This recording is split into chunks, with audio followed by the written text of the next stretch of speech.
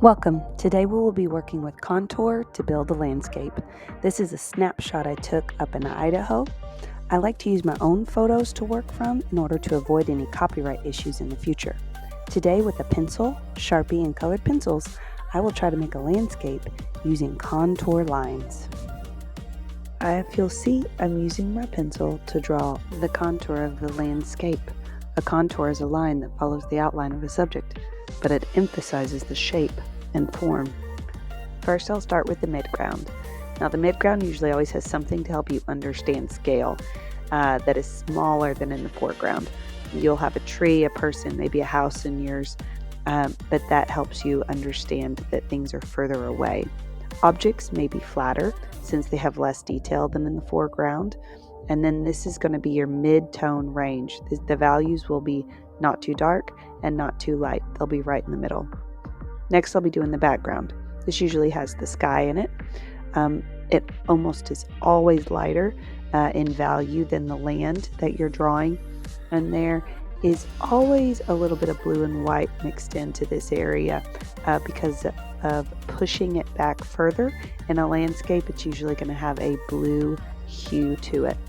Now, last but not least is the foreground. This has the most detail of your piece, of the areas of your piece. It usually has the larger objects or subjects in it.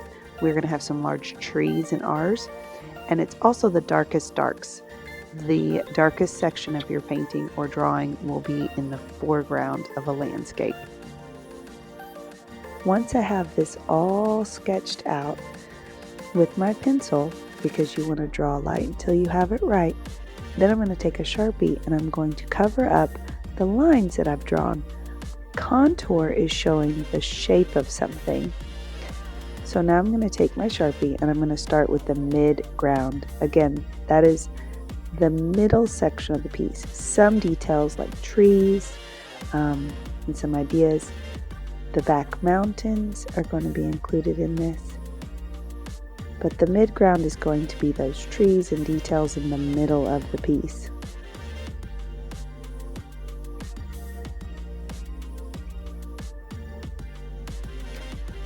Now I'm going to go to the background and I'm going to work on the clouds. And the last bit will be the foreground. This is going to include those trees that poke out from the side right here. They're going to be the darkest. It's going to show a silhouette of those trees.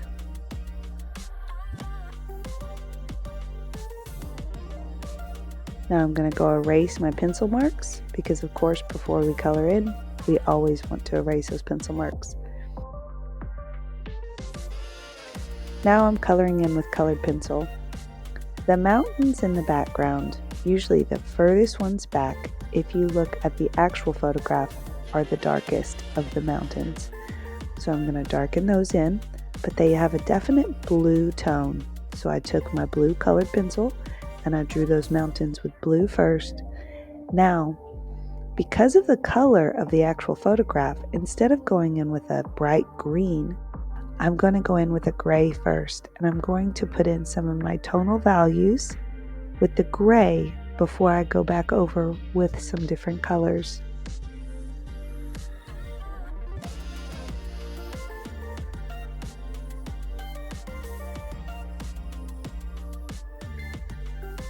Once I have all my grays in, then I'm going to add some blue and a little bit of green.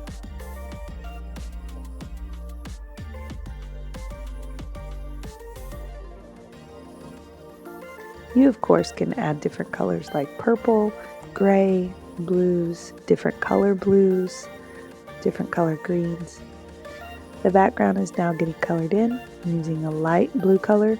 The lightest of all of my colors will go to the sky.